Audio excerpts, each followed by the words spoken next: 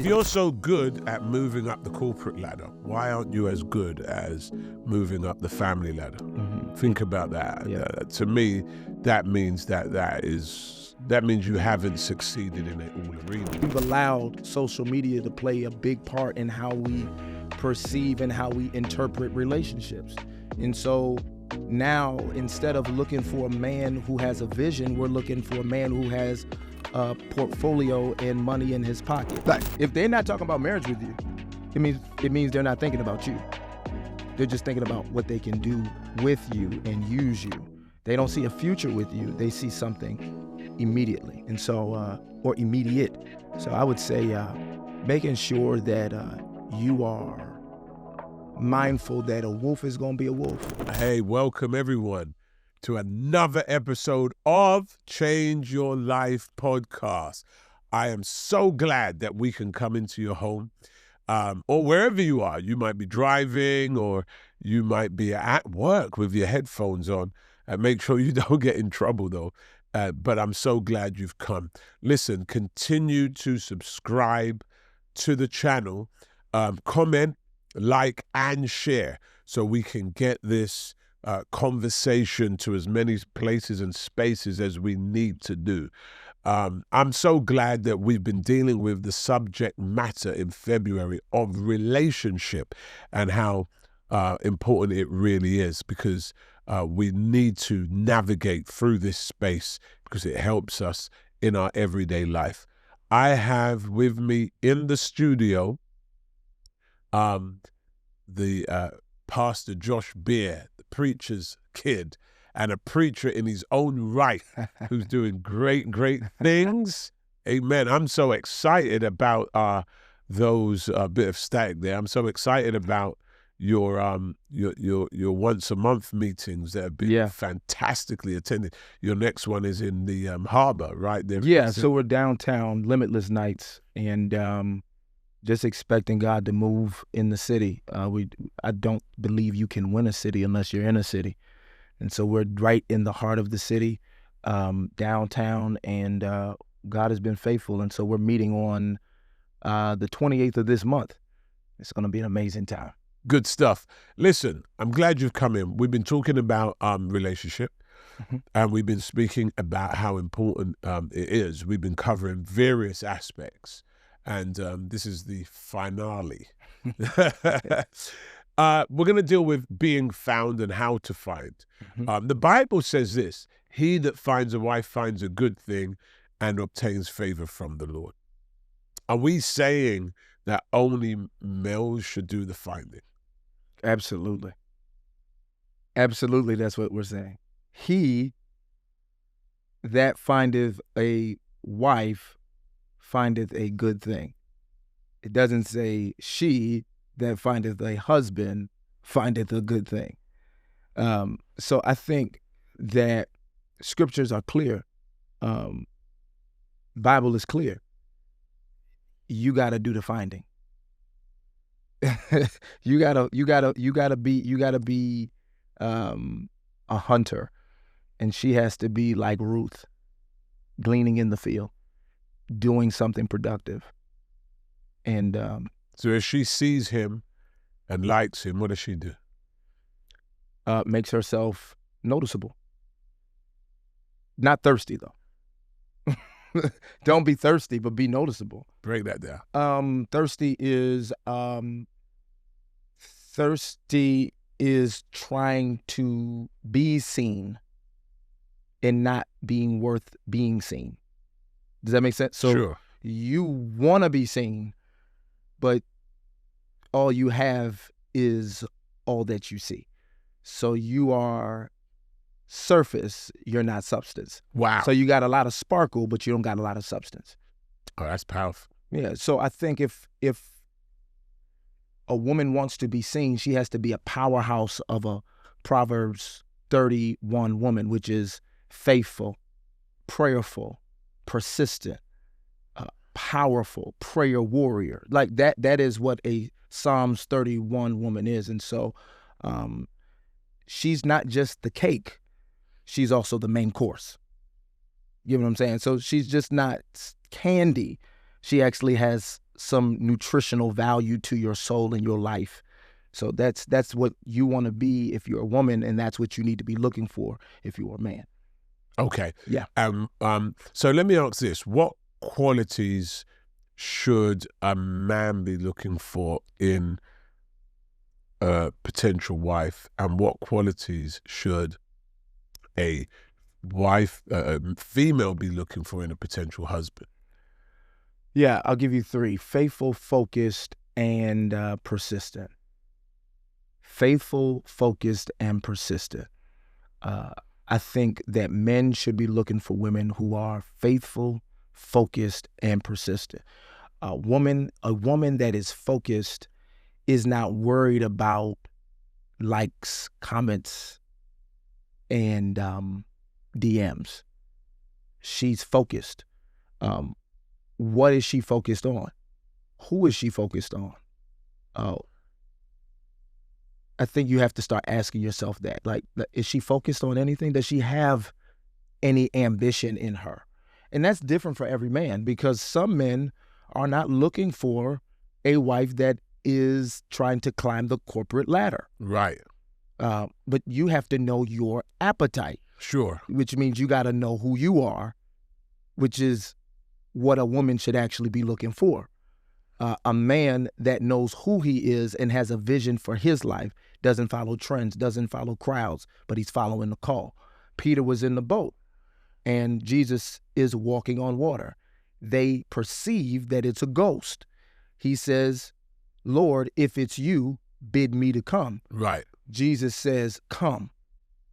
Peter gets out the boat. What's funny about the story is Peter was the only one who got out. Jesus did not give any specificity to who should get out, but only Peter was bold enough to get out the boat because he wasn't focused on following the crowd. He was listening to the call. Sure. That's the kind of man you should be looking for, sis. You should be looking for a man who is listening and responsive to the voice of God. And the man should be looking for? She has to be focused. She has to be faithful. She has to be persistent. Okay. Yeah. Yeah. Do you think what you've just mentioned in terms of what the ideals that she should be looking for and he should be looking for is consistent within the church right now? No way. No way? No way. No What's way. missing? Everything.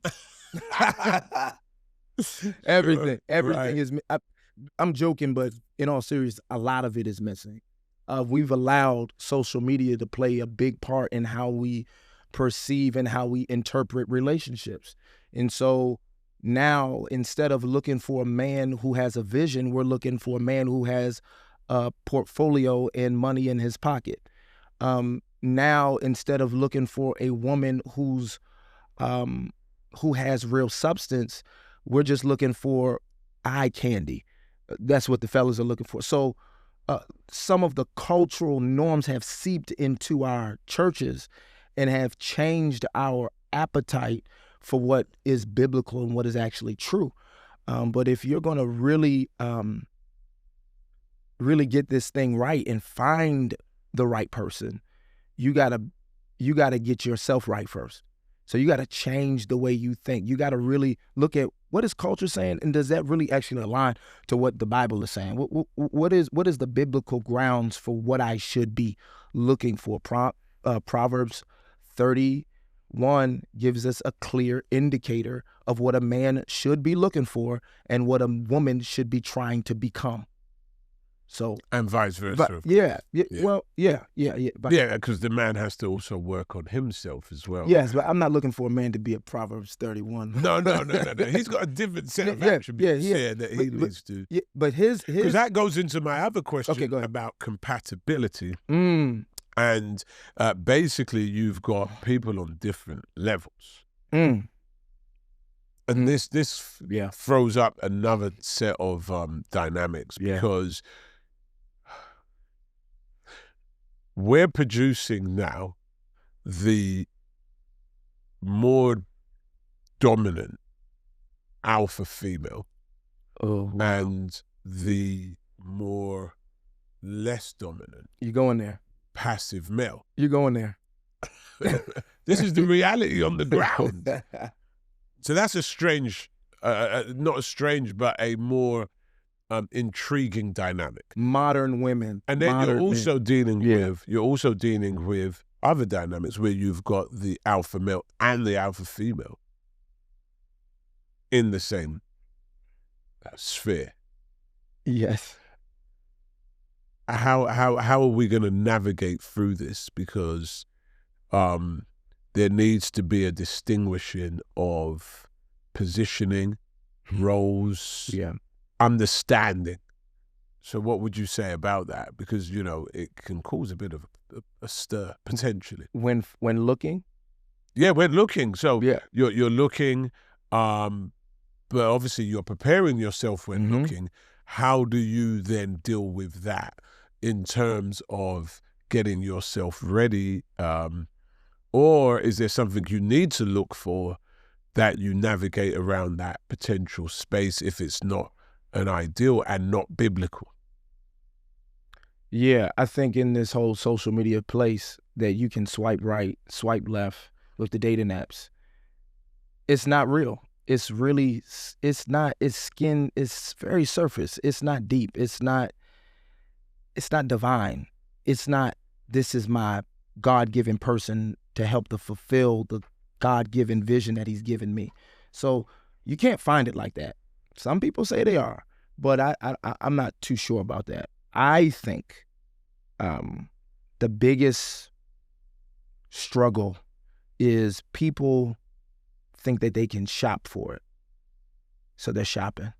They swiping, but it's too many options leave to, what's the word I'm looking for? Too many options leave us. See, and I also think what you're saying, which is brilliant, I also think that when we talk about the finding, I think we do need criteria. And I also think we need discussion. Yes. Meet somebody, right, and they're the perfect person, whichever way, male or female. Right. But you've got to find out, you've got to go beyond that veneer right, of, okay, he opened the door for me or she bought me a gift. Yeah. You've got to go into, okay, where are you want to go in life? How do you see this working? How do we deal with this difficulty? Where do our positions align? Or where do our roles take place? And that way you should be able to understand each other. Perhaps, not even perhaps, absolutely premarital counseling is essential to discuss. Because also people have had different experiences. Yeah. There's abuse people's been through. Yeah. Physically, sexually as well. And that can play a role as well in things. So I feel that's another angle on what I'm saying, that I want to know where do you think, you know, we are and where we roll, you know, how our roles are and how we deal with certain difficulties that may come up. Obviously, we can never equate for every scenario, but as long as you know, where you are in the majority, I think that's very important. I'll say this. I completely agree with what you're saying. I think you need to have the hard questions up front. Yeah. Ask the hard questions up front. Don't wait until you get to the wedding day to start having hard questions. Or in the marriage as it goes along. Yeah. Be proactive. Don't be reactive. You need to have the hard questions. Now, let me set a caveat to that. You're not asking hard questions on the first date. Because you don't want to scare him. Yeah, like, what's your 5-year plan in 15 years on the first date? Whoa. Slow down. You scared me off. How many kids? Slow down. Let me enjoy the freshness and the newness of what this could potentially be. Chemistry is really important. And when you meet somebody for the first time, you're more likely to be open and receptive in the dating space. So keep that energy and that chemistry easy. Don't ask that Don't ask the hard questions on the first date. You want to, And there's a way. You just want to get through the first one first. And there's a way to ask the hard questions. Mm-hmm. Potentially. Mm-hmm. If me and you are sitting down at lunch, as friends, and I present to you my value. Yeah. As a preacher, as a friend, as Yep. a businessman, this is what I bring to the table. Mm-hmm. That will immediately, or should, activate you to also present your values. Yeah. So in other words, I don't need to say to you, what have you done? What have you achieved? What values have you got? I just need to tell you what mine are and see potentially what your response is, which is a softer kind of way to do it. Because if you sort of sit down with a demandative list, that can be off-putting. Yeah. But if the person has no response, then it's like, okay, that's a communication of and by itself. So I think there's ways to do things as well. Yeah, I would say As you get deeper into the Mhm. relationship, then you can just be quite direct. right, you can. I think the three F's are faith, finance, and family. Those should be like fundamental, foundational questions Yeah. that you should be asking, male or woman. Faith, where's your faith? What's your financial situation like? And that doesn't mean, and that's not the first day, but we should know at least the first date about your faith. I don't have to know your finances immediately, but that needs to be a question. And then I need to know about family, where you come from, what you come from. And that's not the first day, but that's some dates after. But faith should definitely be talked about on the first day. I think so. And that doesn't mean like, are you saved? You can be more flirtatious and coy about how to speak about faith. Like, I was thinking about this the other day, and God, I agree. you need to be talking about faith. And Where's your faith? I also think Yep. that we need to also caution our criteria and lists Mm-hmm. with looking for potential more than the finished article. Because, again, in this era that we're living in, everybody's presented the finished article. If you go for the finished article, that can be real short-sighted. Yeah. I'm sure if any of our spouses wanted the finished article up front, then we wouldn't meet the criteria. And ultimately, if you read the Bible is really about a lot of people that were full of potential. David was just a shepherd, an insignificant shepherd. Mm-hmm. Jesus was born in a manger. Mm-hmm. And most of the biblical characters, Humble beginnings. very humble beginnings, but he had kingship potential. So what I'm saying is that when you're looking for somebody, look for potential. It's like anything in the stock market. You don't buy a stock that's reached its optimum. That's usually very expensive, and it's not going to climb any further. You look for something that's low and then becomes high. Yeah. And then you kind of buy into that. And I think that, and it goes both ways. She must have this, she must look like this, and all of that. You got to be able to look at her and say, you know what? With my input, this is going to be this is going to be the finished article that I really want it to be. Because don't you believe that that's what God's put in us, creativity and building and that sort of thing? What do you feel about that? I feel everything you said was absolutely right. They call them KPIs, key performance indicators. So when you are dating, if the person has potential, you should be looking for KPIs, key performance indicators. In other words, there are certain things that they are doing currently that is going to help them get to what they eventually want to do and what they said they want to do. So if they talk in a good game, but they don't have the KPIs, then this is not a person that you need to be investing your time with, because there's not performance indicators in the relationship that are showing you that they're going to do what they said they were going to do. And so I think everybody has potential, but I think the difficult thing is, if we're going to speak truthfully about potential, sometimes we fall in love with potential. And when we fall in love with potential and don't have those KPIs in place, we end up disappointed because the person doesn't do what they said that they were going to do. Yeah. So my thing is, just don't fall in love with the potential. Make sure that you have some frames of reference so that if he said he was going to do this in the next 30 days, look to see if he was able to accomplish that. If she said she was going to do such and such and such, and you can do this in the dating game, you don't have to wait 5 years. No, you should be able to see if this person is really a person of their word. Bible says iron sharpens iron. Some of us think that loyalty is we think that loyalty, just because I'm loyal, doesn't mean they deserve something. Some people are loyal because they don't have anything. They don't have any other time. They don't have any other place to be. They don't have, you are their whole world.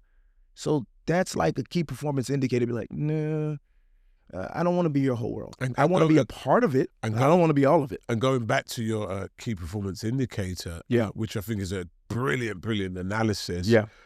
You said something that's so true. When you're dating someone or getting to know someone, your friends, whatever area you are, what they say and the things they say they're going to do, if they don't do it, then that's a real problem. Unless there's a good reason for it. Right. And that really sends tremors throughout the whole relationship, I feel, because you've reneged on what you said you would do. And that is a real blight to me. I just believe it's important to do what you say. Let your yes be yes and your no be no. Yeah, and to have drive as well, to have passion, to have energy. Yeah. And I think these things are quite important, and to remain consistent. Right. Remain consistent. You don't want to get married, find the person, and then start dropping things because you've now got the person. Now you're not interested in driving and being consistent. Right. I think that's a real problem. Let me ask you this. Here's an interesting space to navigate through. When you're looking, you want to be found, you're in that space where you're preparing yourself and etc. There are people who take advantage of that. Take advantage of? The fact that another person's looking for a spouse. They take advantage of it. There's a lot of people out there who just want to date, try out the relationship, potentially be romantic with the person, and then move on to 2 and move on to 3. And so they're presenting themselves in a way that they really aren't. It's a veneer. Sheeps and wolves. Right. Yes. So how do you spot the sheep from the wolf with the sheep's clothes on? A wolf is eventually going to show its teeth. Because their appetite is different than the sheep's appetite, right? So the wolf's appetite is that of it needs meat. And so it needs to constantly conquer something. Always has to conquer. He wants to test drive, she wants to test drive the car, but never buy the car. There are always indicators with those kind of people. And so, very practical. If it's getting to the point where you feel like this could potentially be the person for you, has the person ever brought up marriage with you? Like, if they're not talking about marriage with you, it means they're not thinking about you. They're just thinking about what they can do with you and use you. They don't see a future with you. They see something immediately. And so, or immediate. So I would say making sure that you are mindful that a wolf is going to be a wolf. A fox is going to be a fox. A snake is going to be a snake. And if you wait it out and don't prematurely move too fast with this person and really use discernment, you'll discover these traits were there all the time. You were just so love drunk that you didn't pay attention. Put the love drink down, get sober-minded so you can see, be prayerful about this person, because they'll eventually show themselves. Wow. Yeah. That's really powerful. Yeah. So you're saying slow it down. Don't hand out too many benefits. Yeah. In either direction. Sometimes that can be financial, it can be emotional, sexual.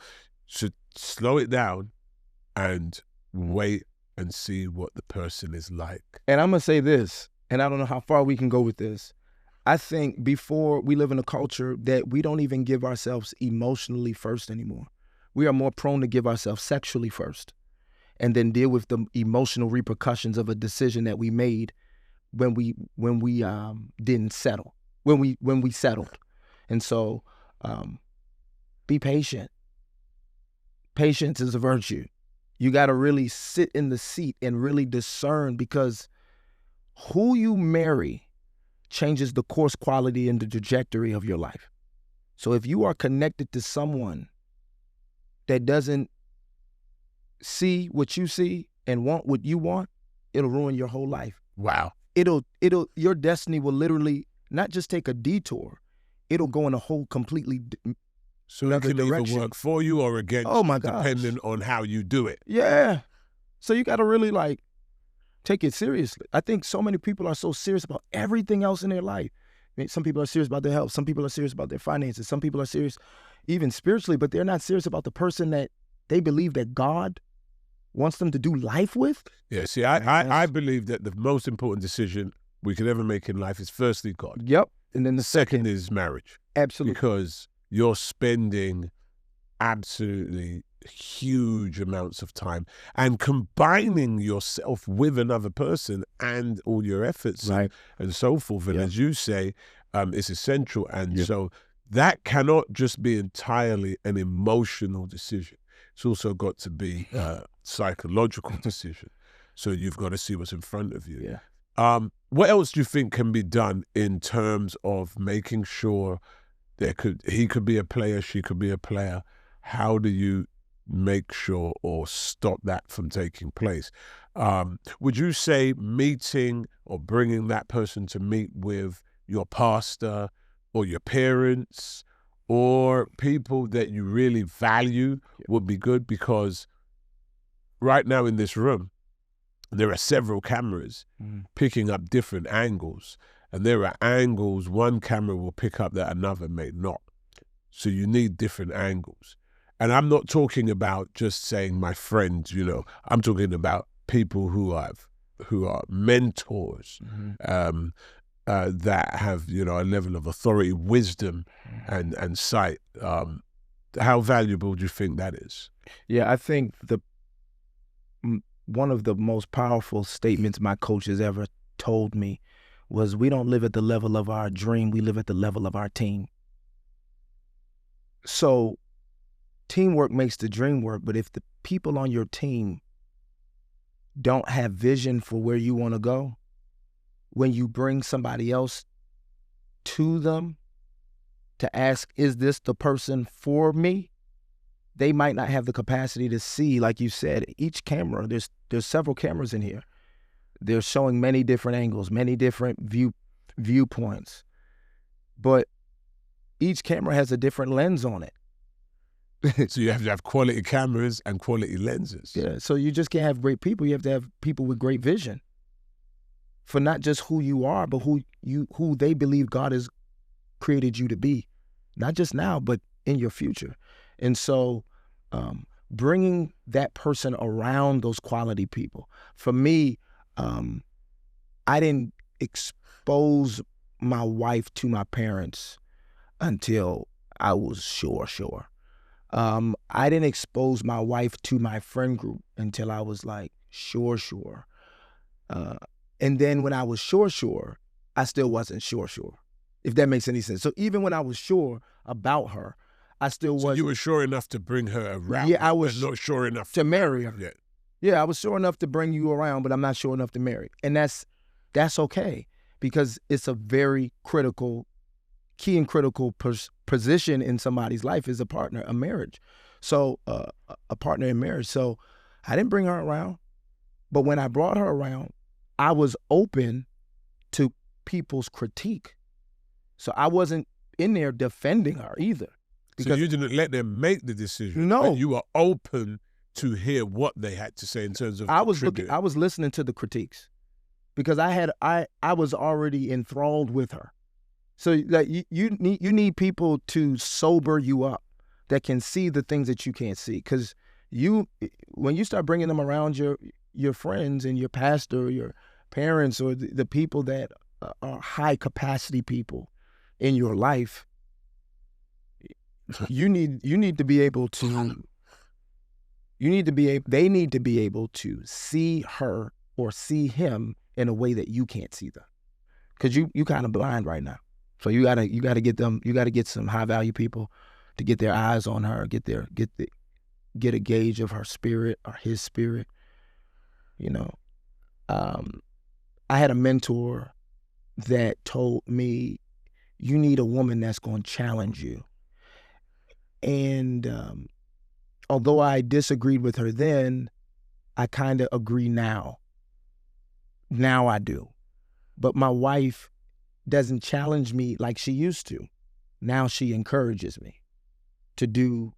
Because you passed the test, though. Once you pass those tests, then it goes from challenge to encouragement. Glory to glory. Faith to faith. So yeah, get some people on your, get some spiritual people. And we're going into something, I think this is important, because if you're going to find the right person, you're going to find them in the right environment. So here's the deal. That circle is usually an indication of where you are. Mm-hmm. And if your circle isn't strong, that means you're not strong. Mm-hmm. And that's why you're producing that circle, because really we're the subtotal of the closest people that are around us. And how I improve my circle is I improve me. Mm-hmm. So I pour into myself, how I pray, how I fast, how I read God's word, how I educate myself, get information, and excel and move to the next level allows me to upgrade my circle, which then usually means potentially I should find a better quality of person, or the quality I'm looking for. So if you're not getting the quality, it could then potentially mean there's still some self-improvement that's needed. I agree that you are the sum total of the people that you surround yourself. Show me the three closest people to you, and I'll tell you where you're going in the future. Absolutely, I agree. Or where you're at. Yeah. Yeah. And so I agree with everything you just said. I think that we've got to get serious about us before we get serious about other people. And I know that probably sounds selfish, but when you get on a plane, the first thing they tell you after you put on your seatbelt and they're giving you the instructions, they tell you, in case of an emergency, put the mask on you first, because if you can't help you, then you'll be of no help to someone else. Yeah. And so I want to implore and encourage people, get serious about you, because like you just said. Yeah, once you get serious about you, your environment improves, the people around you improves, and therefore you're more likely to get to be able to potentially get a person that's more suited to you, and your circle will be able to vet them better because you've got a better or a more advanced Yeah. quality of circle. Yeah. So they'll be able to spot things Yeah. that you may not be able to see. Yeah, I agree. I think Yeah. if you get better, your circle gets better, the quality. But sometimes, just sometimes. No, come on, let's say. Sometimes Yeah. we've seen many people climb corporately and relationally, they're deficient. Yeah, because they didn't listen. So here's the deal. Here's the challenge. We're talking about us getting better, right? Yeah. You don't just get better on one level. So you don't just get better in your profession without getting better in your character, without getting better in your emotions, without getting psychologically better. There are certain areas, like 5 areas, you've got to rise together. If you just get successful career-wise, but not in other areas, that's going to be a real big problem. Yeah. And that's why we've got very successful people that end up crashing enormously because they were only successful in one sphere or one arena, but they didn't carry it all together. True. So basically, you got successful financially, but not as it relates to relationally in your circle. Yeah. And a lot of those people are told, but they're so egotistical, but they were told, I don't think that's good for you. And they ignored it. Right. And it causes down the road, they regret it. Hyperfocus is what it's called. When you are fixated on climbing the corporate ladder, so you're deficient in other areas. So you don't do the work that is needed to have sustainability relationally in your personal life. Because you haven't worked on your character. You haven't worked on you. Because here's the challenge as well. Yep. You get married, you've got married. You get married, and when you meet your spouse, they're at one level, okay? And you're on a similar, usually, footing or whatever footing you're on, it doesn't really matter. One of those in that marriage could excel enormously, okay? Yeah. And the other person could somewhat stay around the level that you met them at. That happens a lot. So here's where the character part comes in. Do I swap them out for somebody who is now at my new level, or do I take the current one and bring them to this new level I'm at?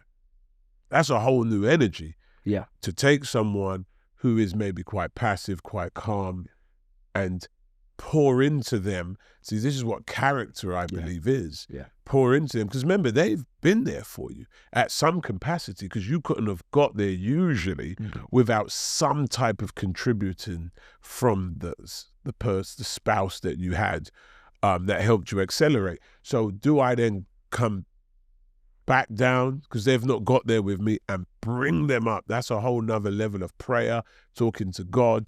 And that's a part of character. Or do I just say, man, this is too tough, I tell you what. Yeah. You know, so that, and then you end up with a whole mess by swapping them out. Yeah. You know, you've got a new model car, so now you want a new model wife, you know? Right.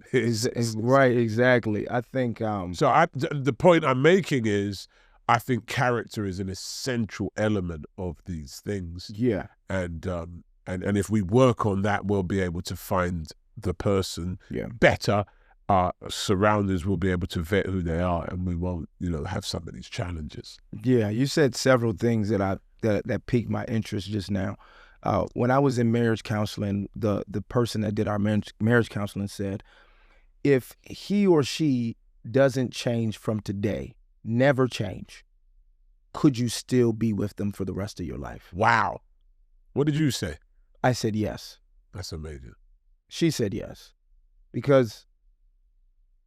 Do you think that would have held true when you're now in the marriage? Yeah. Okay. Because we discussed it in another episode, but when I met my wife, I was not making as much as my wife. Yeah. So she loved me at that level. She was willing to say, if he never makes any more money than me, This is my guy. If he never grows up anymore in his maturity, in his spirituality, this is my guy. So, and I tell you what is actually, and I want to say this for the viewers, actually very fascinating about that is when you look at your wife's father, Bishop Brown. He's enormously successful and massive mega church. I mean, I've been there, preached there several times. So the fact that, you know, being his actual biological daughter, growing up around all of that, is willing to say if he doesn't make any more, it's fine. Right. Because the example was set for her, you know, but she's at a place where she's able to say, you know what, I'm cool like this. Yeah, but I think that's excellent. And not just cool like this and then treating you in a way, because there's women that subservient, yeah, because there's situations where the female can be earning more, or the male, and they use that as a form of machoism. Yeah. But to be able to do that and still maintain character and stay in space, I think that's royal. That's great. Yeah, but it speaks more about where she comes from. So everything that he's obtained is because he's a high character person. So he produced high character children. That's good. So we made a decision that we're going to create a house of high character people. Our daughter's high character. So she's a byproduct, not of the highlight reel of the success, but what he built his ministry on was core principles in the Bible, high character. And so when you talked about, you just said something about your character, and it made me think about what I just told you about with the, if she doesn't change, would I still marry her? And I said yes. But then it made me also think, they will change. They will change, though. The reality is people change. Yeah. Relationships change. The diamond changes. If you're so good at moving up the corporate ladder, why aren't you as good as moving up the family ladder? Think about that. Yeah. To me, that means that means you haven't succeeded in all arenas. You see what I mean? Yeah, I'm seeing what you're saying. I agree. And I'm saying, like, at the end of the day,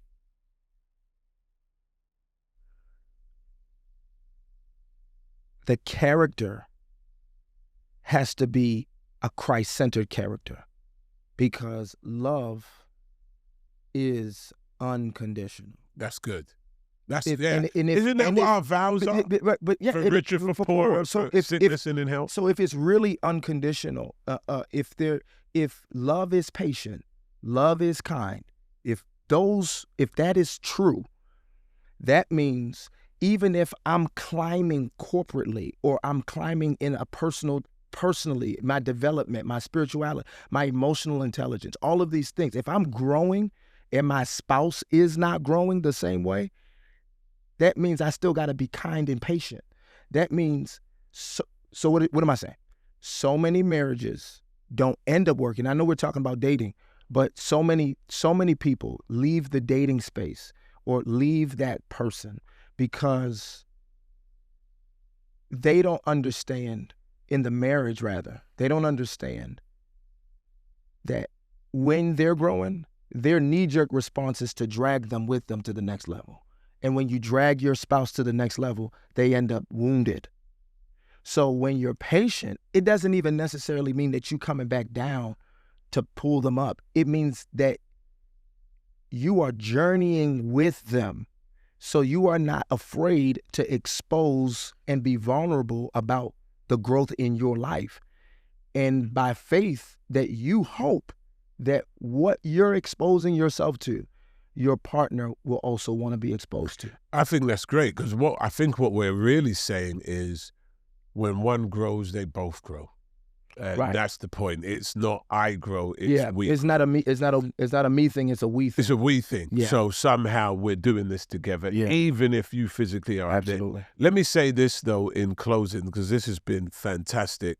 These episodes on relationship, that in what we're saying, Pastor Beard, is that we need to have the right character right spirituality, be in tune, have the right environment, right circle, right people around us that can help us select the right person, and make sure that we do it in the right way. And when we've got to come in with our eyes open, not our eyes closed. This is not the fantasy Right. of what But you're finding a trying to spouse find is. a It's good the thing. reality. Right. You're of trying to what- find a good thing. Yeah, what is a good thing? This is Yeah. the thing. So I think this has been really, really powerful. Did you want to say anything in closing, just before we go in like 20 seconds? Yeah. So when the Bible says, he that findeth a good thing obtaineth favor, you need to understand finding a good thing is not just finding a person. Finding a good thing is finding purpose in motion.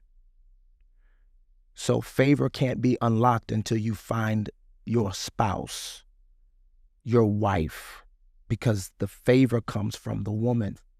So you got to be connected to the woman to get God's favor in your life. So your purpose really doesn't actually start really speedballing until you find the wife that God has for you. Love it, love it, love it. Listen, this has been another episode. We've been blessed and favored of God.